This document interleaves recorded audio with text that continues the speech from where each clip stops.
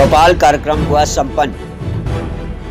कमालगंज जिला पंचायत वार्ड 3 की चौपाल जरारी भड़ौसा ईसापुर के शरफाबाद में संपन्न हुई, जिसमें ब्लॉक संयोजक प्रभात अवस्थी, मंडल अध्यक्ष अरविंद कटियार, वार्ड संयोजक गुरचरण आजाद, प्रभारी गोपाल पालीवाल ने हिस्सा लिया। चौपाल में भाजपा कार्यकर्ताओं ने भाजपा को जिताने के गुण बताए। भाजपा का प्रत्याशी अभी घोषित नहीं है, फिर भी भाजपा कार्यकर्ता गांव-गांव जाकर संगठन मजबूत कर रहे हैं। जैसे प्रधानमंत्री बनाया, मुख्यमंत्री बनाया, उसी प्रकार जिले में अपना जिला पंचायत अध्यक्ष बनाएगी।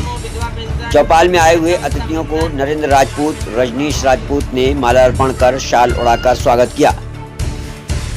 चौपाल में सैकड़ों गांववासी सम्मिलित हुए तथा भाजपा के अनेक कार्यकर्ताओं ने चौपाल में हिस्सा लिया। सवा सरफाबाद के ग्राम महमूदापुर की चौपाल के कार्यक्रम की अध्यक्षता कर रहे हमारे भाई बूथ अध्यक्ष सिंहराम जी, इस पूरी ग्राम सभा के भारतीय जनता पार्टी के चुनाव की दृष्टि से जो संयोजक हमारे बनाए गए, ग्राम सभा संयोजक भाई सर्वेश जी, इस पूरी ग्राम सभा सरफाबाद के पूर्व में भी ग्राम प्रधान रहे हमारे भाई किस्मत चंद जी के बेटे, हमारे भतीजे तारिक जंग जी, इस आपके क्षेत्र में पिछले वर्ष चुनाव लड़े निर्दलीय रूप से भाई नरेंद्र जी राजपूत जी, इस कमालगंज ब्लॉक के वार्ड 3 के प्रभारी हमारे भाई गोपाल पालीवाल जी, इस भारतीय जनता पार्टी जहानगंज मंडल के उपाध्यक्ष भाई रजनीश जी, इस मंडल के पूरे जहानगंज मंडल का जो अध्यक्ष का दायित्व निर्वाह कर रहे हमारे भाई अरविंद कटियार जी, और इस पूरे चौपाल के कार्यक्रम को इस वार्ड के संयोजक के रूप में दायित्व का निर्वाह कर रहे ऐसे हमारे जिले के मंत्री भाई गुरचरण आजाद जी, और इस आज की चौपाल में आए हुए ग्राम सरफाबाद महमूदापुर के हमारे सभी ग्रामवासी, बुजुर्गों, भाइयों और बच्चों, सभी को मेरा सादर अभिवादन, सादर प्रणाम। भारतीय जनता पार्टी की सरकार आप सबके सहयोग से वर्ष 2017 में चुनी गई, और उसके बाद पुनः एक बार आपने देश में यशस्वी प्रधानमंत्री नरेंद्र मोदी जी के नेतृत्व में भारतीय जनता पार्टी की केंद्र में सरकार बनाई।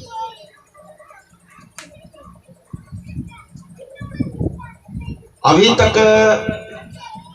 हम सब ग्रामवासी गांव में प्रधान चुनते थे, बीडीसी सदस्य चुनते थे, जिला पंचायत का सदस्य चुनते थे,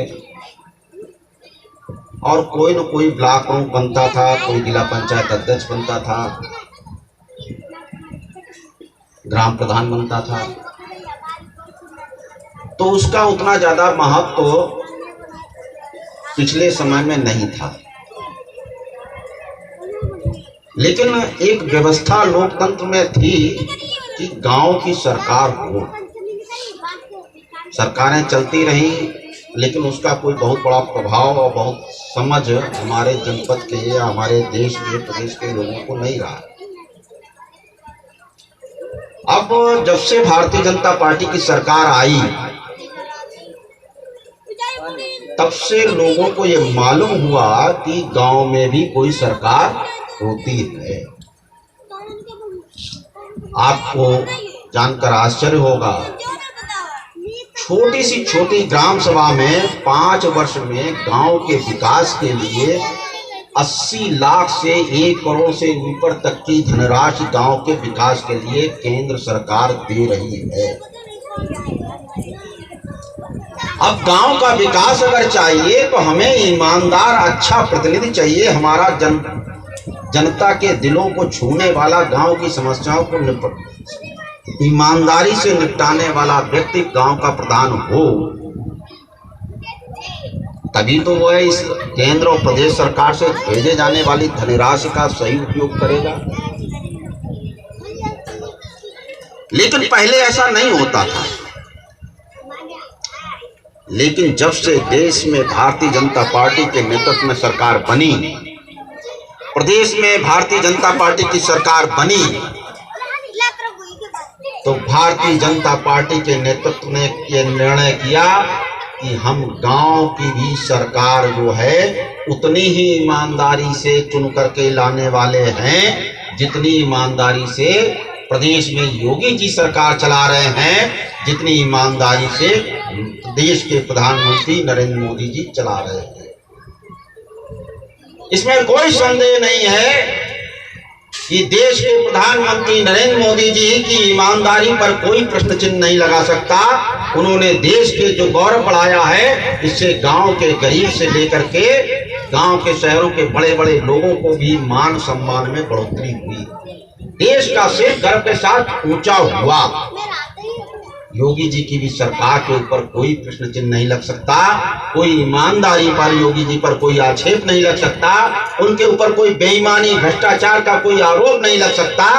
ये अलग बात है कि गांव में, क्षेत्र में, सरकार में, प्रदेश में कहीं न कहीं कुछ विसंगतियां अभी हमारे बीच में हैं। हमारे ब्लॉक के लोग नहीं सुनते होंगे, हमारे थाने के लोग नहीं सुनते होंगे, हमारे जिले के लोग नहीं सुनते होंगे, लेकिन सरकार के ऊपर किसी प्रकार का भ्रष्टाचार का कोई आरोप नहीं। ये आपके द्वारा चुनी हुई ईमानदारी की सरकार का परिणाम है। और आज मौका है कि हम पंचायत चुनाव के माध्यम से गांव में भी ईमानदारी के साथ सरकार को चुने। हम ईमानदारी के साथ बीडीसी सदस्य चुने, हम ईमानदारी के साथ जिला पंचायत सदस्य चुने। निश्चित रूप से ईमानदारी आपको बरतनी होगी, और अगर आप ईमानदारी से बरतेंगे तो गांव का प्रधान बेईमान नहीं हो सकता। आप अपनी बिरादरी के बाद नाम पर वोट देना बंद कर देंगे, राशन कार्ड के नाम पर वोट देना बंद कर देंगे, पट्टे के नाम पर वोट देना बंद कर देंगे, रुपए के नाम पर वोट देना बंद कर देंगे, शराब के नाम पर वोट देना बंद कर देंगे, तो कोई भी प्रधान बेईमानी के साथ अपना कार्यकाल कभी नहीं पूरा कर पाएगा। आप बीडीसी सदस्य चुनेंगे अगर ईमानदारी से, तो वो भेड़ बकरियों की तरह 10-20 हजार में बिकता हुआ बाजार में नहीं दिखाई देगा। आप ईमानदारी से जिला पंचायत सदस्य चुनेंगे तो कोई भी धन्ना सेठ आपके जिला पंचायत को 50 लाख और 20 लाख में 1 करोड़ में खरीदने की साहस नहीं कर पाएगा, क्योंकि आपने अगर ईमानदारी से उसको चुना है तो। और अगर नहीं चुना है तो जैसे भेड़ बकरियों की, गायों की भैंस नकाशे में बिक्री होती है, वैसे